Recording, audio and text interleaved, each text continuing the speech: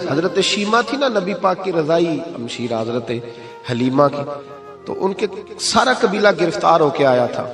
وہ جب آئی ہیں نا نبی پاک کے پاس تو حضرت ابو ہریرہ سے کہنے لگی حضور کو جا کے بس کان میں کہہ دو کہ حلیمہ کی بیٹی آئی.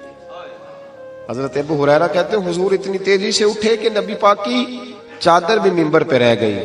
پھر حضور گھر لے گئے، فرمایا فاطمہ اور عائشہ کو بلاؤ، میری بہن آئی ہے.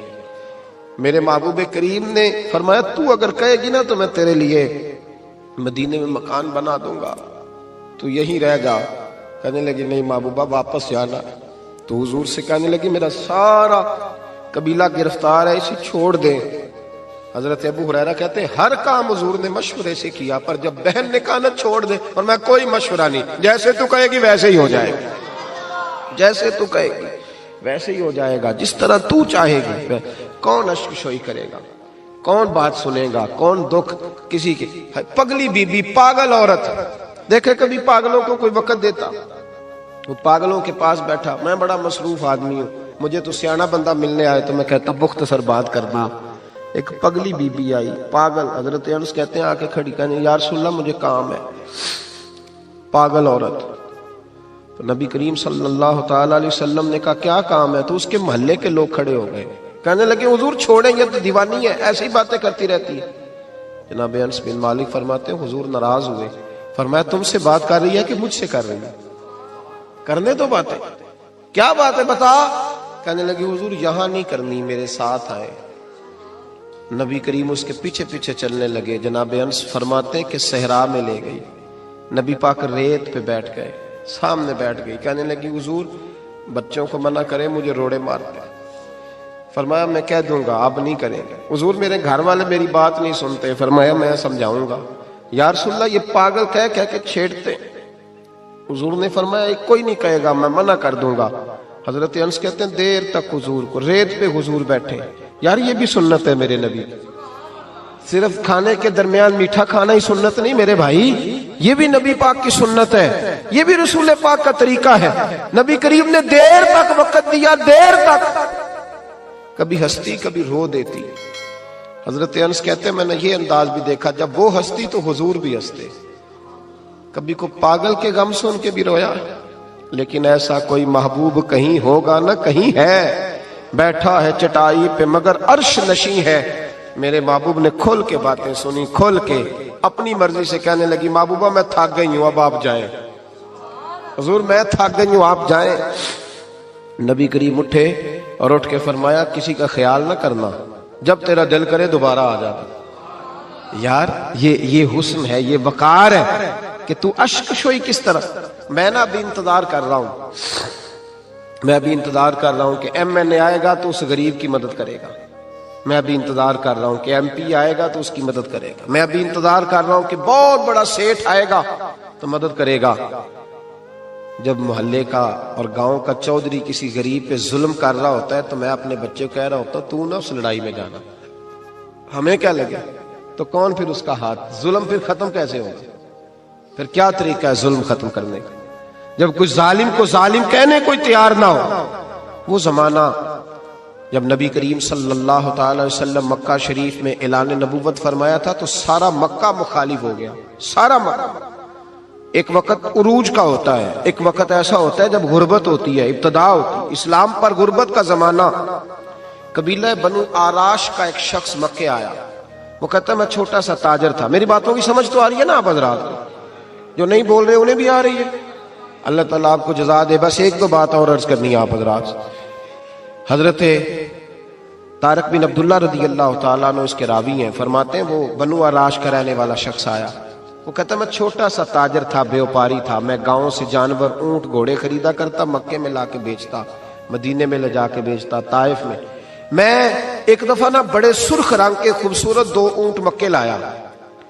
میں مکے کے لوگوں کو زیادہ نہیں جانتا تھا، منڈی میں جو لوگ آتے جاتے تھے انہیں جانتا تھا، مال بیچ کے چلا جاتا تھا. آج میں مکے میں داخل ہوا تو ابو جال مجھے کہنے لگا یہاں ایک شخص نے دعویٰ نبوت کیا، اس کے قریب نہ جانا.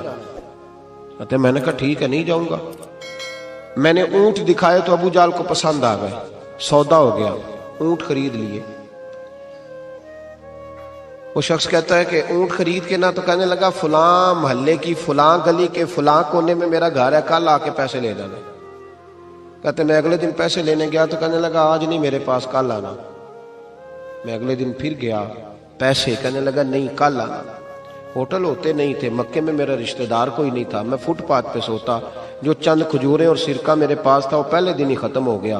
انویسٹمنٹ بھی ساری وہیں لگی ہوئی تھی، گھر میں بچے بچیاں انتظار کر رہے تھے، میں بڑا مجبور ہوا، تھک گیا۔ تیسرے دن میں گیا تو میں نے کہا پیسے، کہنے لگا کل آنا۔ میں نے ذرا دبا کے بات کی، میں نے کہا یار میری کوئی پپھو تو رہتی نہیں مکہ مکرمہ میں، غریب آدمی ہوں، میرے پیسے دے میں جاؤں۔ جب دبا کے بات کی تو کہنے لگا جا دوڑ جا، جہاں سے ملتے ہیں لے لے، بھاگ جا۔ یہ تاجر جب ڈوبتے ہیں نا تو معاذ اللہ تعالیٰ کچھ تو ایسے ہوتے ہیں جو خودکشی کر کے مر جاتے ہیں، اس لیے کہ بڑے لوگ ان کے ساتھ وابستہ ہوتے ہیں۔ جب کسی کی اصل راہ سے ڈوب جائے کہتے ہیں میں کانپنے لگا۔ میں نے پوچھا لوگوں سے کہ تمہارے چودھری سردار بڑے کہاں بیٹھتے ہیں؟ تو کہا وہ جو حرم مکہ کے ساتھ ٹولیاں بنا کے بیٹھے ہیں نا وہ سارے ہمارے سردار ہی ہیں۔ کہتے میں وہاں گیا، ابو سفیان تھے، ابو لہب تھا، عتبہ، طیبہ، شیبہ، ابو البختری، اخنس بن شریک، سب بیٹھے۔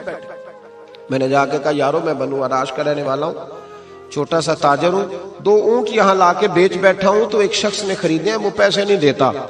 کہتے ہیں عتبہ بولا یا ابو سفیان بولا، کون ہے جو تیرے پیسے کھا گیا؟ طاقت ہے کسی کی نام لے؟ تو کہتے میں نے کہا اس کا نام ابو جہل ہے۔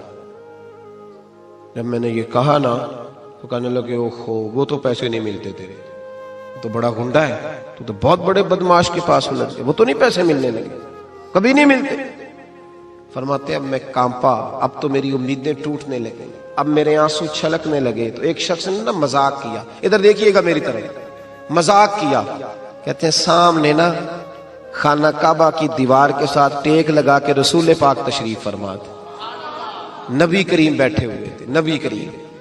تو ایک بندے نے معاذ اللہ ثم معاذ اللہ نقل کفر نہ باشد، اس نے نا مذاق کیا، کہنے لگا وہ جو بندہ بیٹھا ہے وہ تیرا مسئلہ حل کر سکتا ہے۔ کہتے ہیں اس نے مذاق کیا، باقی ہنسنے لگے۔ مجھے سمجھ نہ آئی کہ بھیجتے بھی ہیں اور مذاق بھی اڑاتے ہیں، لیکن ڈوبتے کو تنکے کا سہارا میں حضور علیہ السلام کے قریب پہنچا۔ نبی کریم کچھ وظیفہ پڑھ رہے تھے۔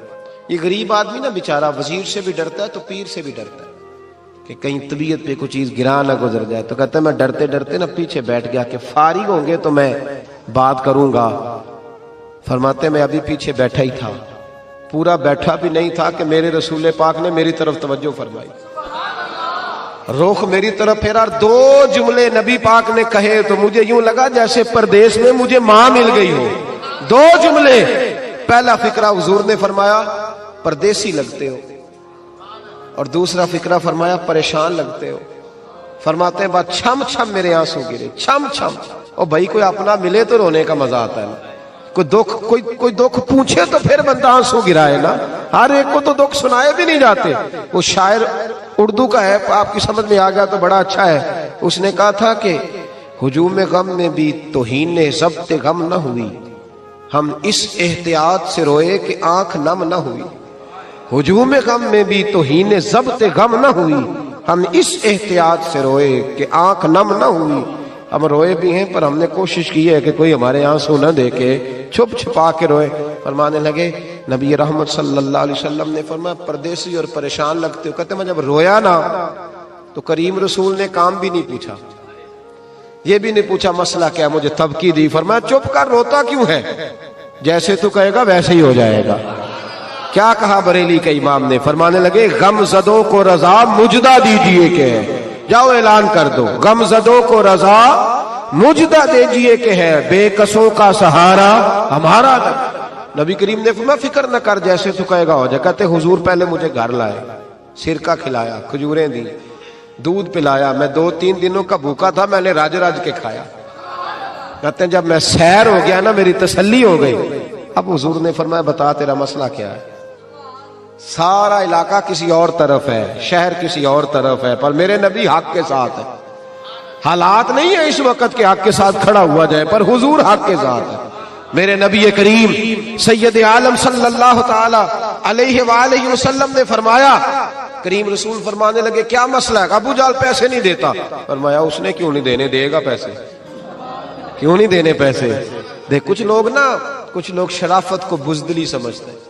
وہ ایک درویش تھا تو کسی نے سخت بات کر دی تو کہنے لگا میرے ساتھ سخت بات نہ کر, اٹ سٹ تے پکھڑا کوار گندل اسی اور بھی بوٹیاں جاننے ہیں.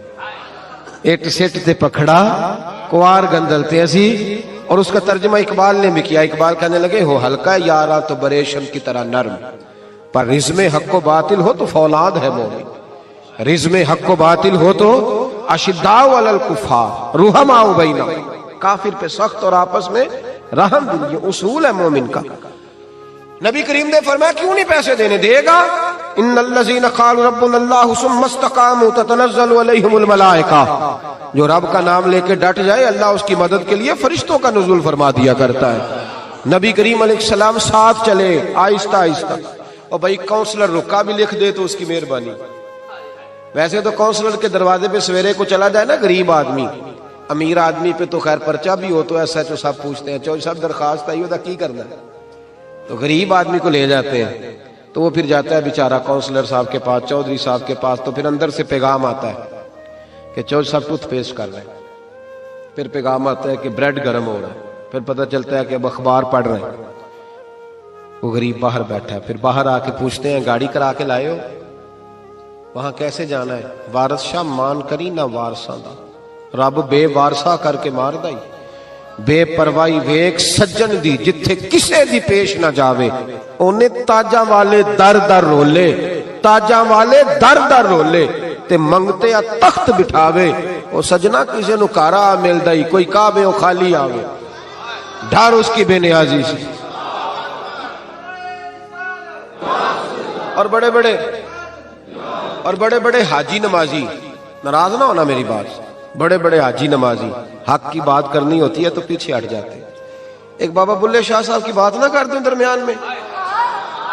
بابا صاحب نے بڑا شکوہ کیا, کہنے لگے حج بھی کیتی جاندے ہو تے لو بھی پیتی جاندے ہو, حج بھی کیتی جاندے ہو تے لو بھی پیتی جاندے ہو, کھو کے مال یتیماں دا تے بھیج مسیتی جاندے ہو, پھٹ دلاں دے سیندے نہیں تے ٹوپیاں سیتی جاندے ہو, نفس تے چھری پھیر دے نہیں تے دمبے کیتی جاندے ہو, فرض پلائی بیٹھے ہو تے نفلہ نیتی جاندے ہو. او دسو تے صحیح بلے شاہ نو ایک ہی کیتی جاندے ہو, او کچھ دسو تے صحیح بلے شاہ نو ایک ہی کیتی. نبی کریم صلی اللہ علیہ وسلم نے فرمایا دینے کیوں نہیں, ہم حق کے ساتھ.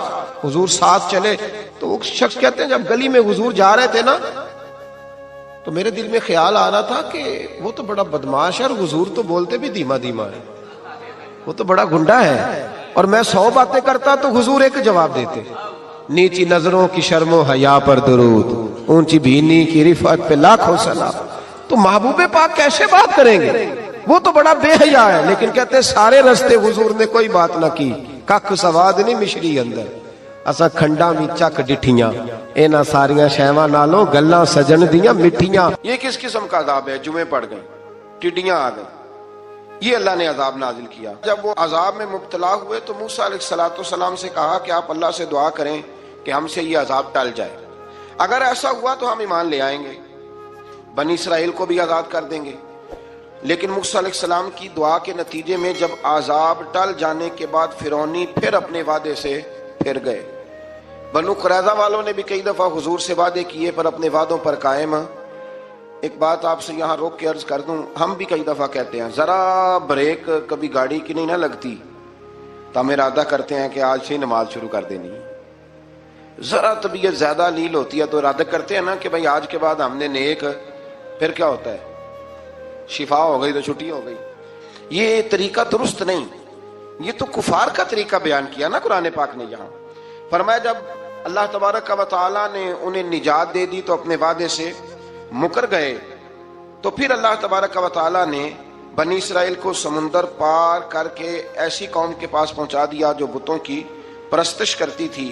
وہ تو بچ گئے لیکن فرعونی سارے دریا کے اندر غرق